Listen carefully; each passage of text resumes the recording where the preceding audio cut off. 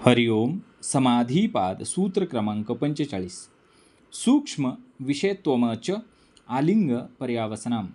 या सूत्रामध्ये पतंजली आपल्याला सांगतात की ध्यानाचा विषय हळूहळू स्थूल गोष्टींपासून सूक्ष्म गोष्टींकडे जात असतो आणि तो शेवटी अलिंग म्हणजे मूळ निराकार प्रकृतीमध्ये जाऊन संपून जातो.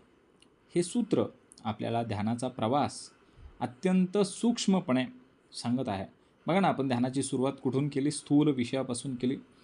सुरुवातीला साधक शरीरावरती ध्यान करतो, श्वासावरती, एखाद्या मूर्तीवरती ध्यान करतो, म्हणजे जे आपल्याला दिसतं, जाणवतं, ज्याला आपण स्पर्श करू शकतो, अशा गोष्टींवरती आपण ध्यान केलं. मग ते ध्यान हळूहळू सूक्ष्माकडे निघालं. म्हणजे नंतर आपण मन आपलं जेव्हा स्थिर झालं तेव्हा साधक विचारावरती, भावनांवरती, मनाच्या हालचालीवरती, अशा सूक्ष्म गोष्टींवरती ध्यान करू लागला, लक्ष देऊ लागला आणि अजून सखोल झाला तो बुद्धीवरती, अहंकारावरती तो साधक आता ध्यान करू लागलेला आहे.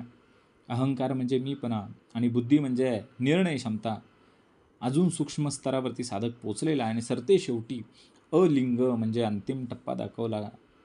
शेवटी साधक काय करतोय? सर्व गुण, सर्व रूप, सर्व विचार याच्या पलीकडे जातो आणि जिथे काहीही ओळखता येत नाही अशा अवस्थेला म्हणजे अलिंग मूळ प्रकृतीवरती तो ध्यान करायला लागतो. बघा ना, उदाहरण बघूया. समुद्राचं उदाहरण घेतोय आपण. वरवरून दिसणाऱ्या ज्या लाटा आहेत, छोटी लाट, मोठी लाट, फेसाळलेली लाट, हे सगळं स्थूल आहे. मग थोडंसं पाणी अजून खाली घेतलं आपण समुद्रामध्ये तर ते सूक्ष्म झालं आणि समुद्राच्या तळाशी गेलो अजून खोल तर तिथे पूर्ण शांतता आहे आणि समुद्राच्या तळाशी कुठलीही हालचाल नाही आहे. म्हणजे तिथं काय आहे? अलिंग. म्हणजे असं आपलं ते ध्यान आहे. बघा ना, मग हे जे स्तर आहेत ते स्तर जेव्हा आपण काढतो तेव्हा तो आपण काय होतो? अलिंग प्रकृतीकडे वळलेलो असतो.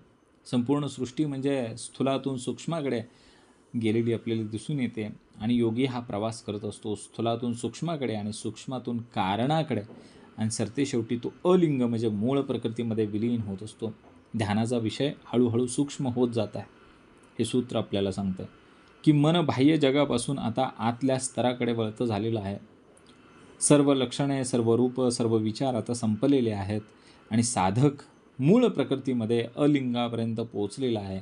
ध्यानाचा प्रवास हा स्थूलातून सुरू झाला आणि सूक्ष्माकडे जात जात शेवटी निराकार लक्षणरहित अलिंग मूळ प्रकृतीमध्ये येऊन तो स्थिरावलेला आहे.